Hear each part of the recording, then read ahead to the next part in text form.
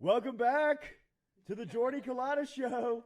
That is not anybody affiliated with Jordy Collada's show. That is Billy Embody, pulled over on the side of the interstate, giving us our inaugural video call here at FM Digital Media. Bill, good morning. How the hell are you? I'm doing well, Jordy. I'm doing well. How about you? We're doing great, buddy. Thank you for taking part in this. A little bit of an echo, but we're all good. We're all good. Nobody freak out. All right, Billy, I know you have a call at 8:30. Let's jump into this. What did you make of Brian Kelly yesterday in his press conference? I think everybody's talking about the comment that he made about Kayshon Boutte. We had Kayshon on yesterday morning. A lot of people in our chat are saying that Kayshon looked disengaged and disinterested. Where do you stand on LSU superstar wide receiver after hearing the comments from Kelly yesterday and knowing what you know about his health now?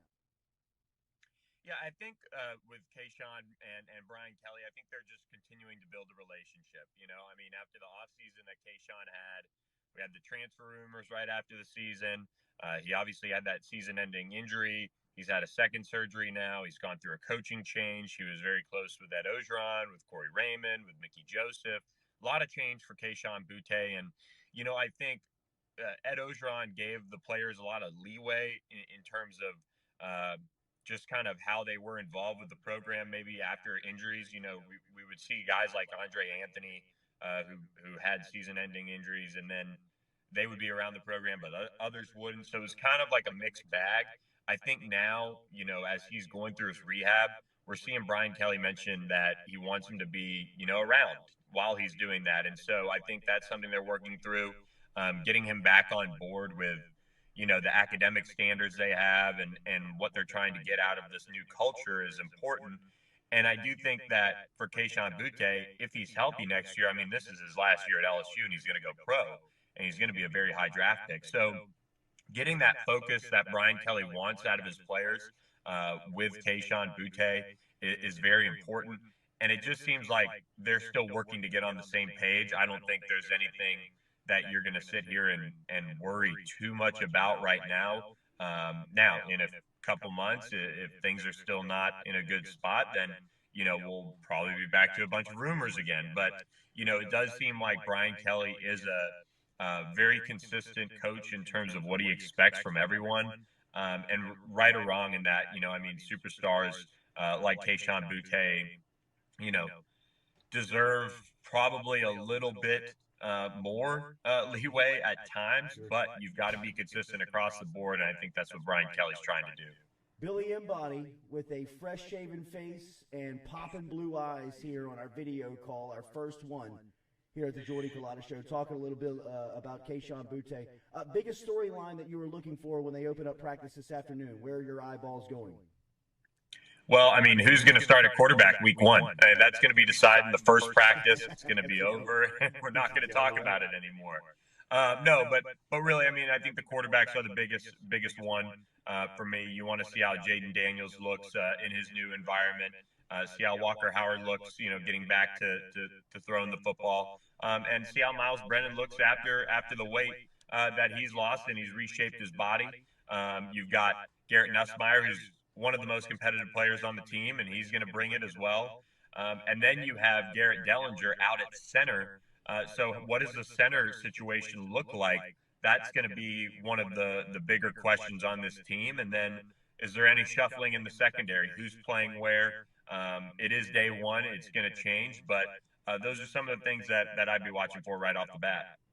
I'm actually impressed with how clear Billy is coming in. Cody Boudreaux, John Smithsonian. This is actually pretty good for the first time. Cordell Music, what the fuck was that, Jordy? I'm celebrating, Cordell. The fact that we're pulling off video calls. Matt McMahon introduced yesterday as LSU's 25th head basketball coach in the history of the program. Billy, you and I talk a ton of basketball when we are talking sports and talking LSU. What did you think of the introduction, and what do you think of the hire?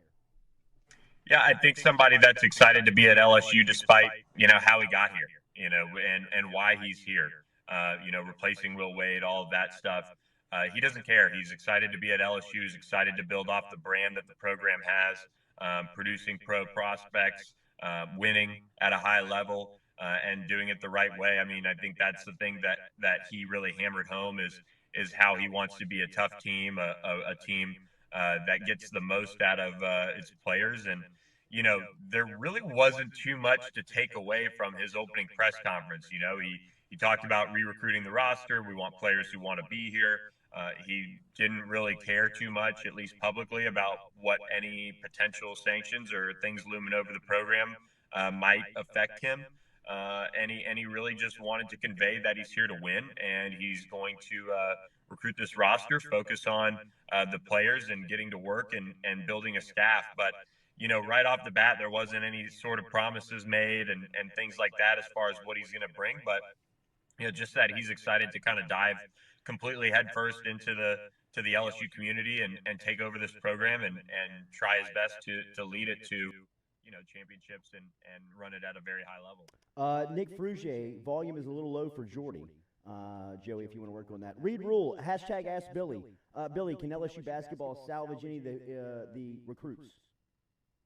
Any of the recruits? Yeah. I would say probably not. I did see that Julian Phillips was in contact with LSU. I don't know if that's Matt McMahon. I actually sent Julian a text trying to see what was up, or if was it one of the assistants from Will Wade who was touching base and seeing how he was doing. I'm not too sure on Julian Phillips' situation, but I would say right now, with all of them decommitting and getting out of their letters of intent, it's going to be tough to salvage them. Those were a lot of relationships that were built with Will Wade, Kevin Nickelberry, Bill Armstrong, guys like that. That for Bill and Will, they're definitely not here anymore, and Kevin Nickelberry probably moving on as well. So I would say the recruits, you're going to see probably a big reset as far as what they're doing.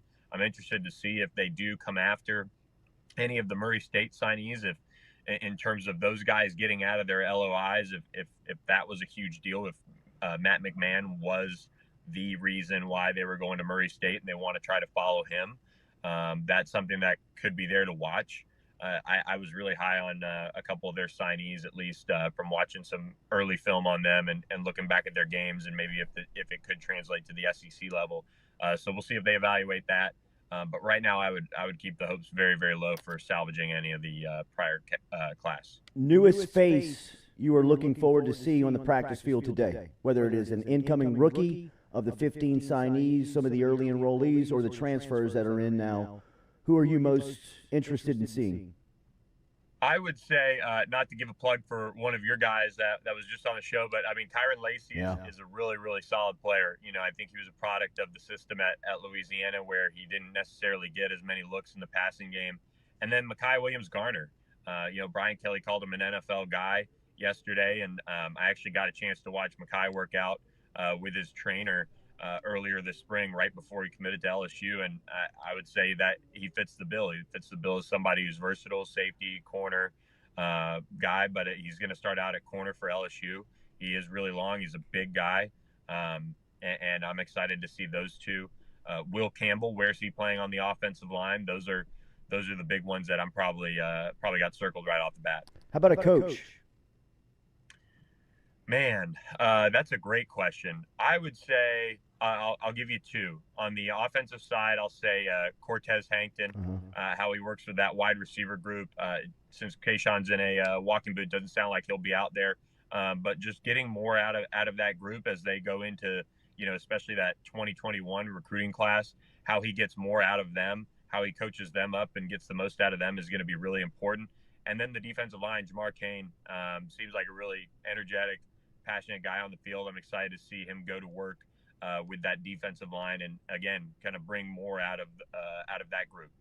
Billy, last one. I'll get you out of here for your 8:30 call, and very much appreciate you kind of being patient, pulling over with us this morning, taking time to get through this with us. We're making history. This will live on forever in the history of our company. But what's the last one?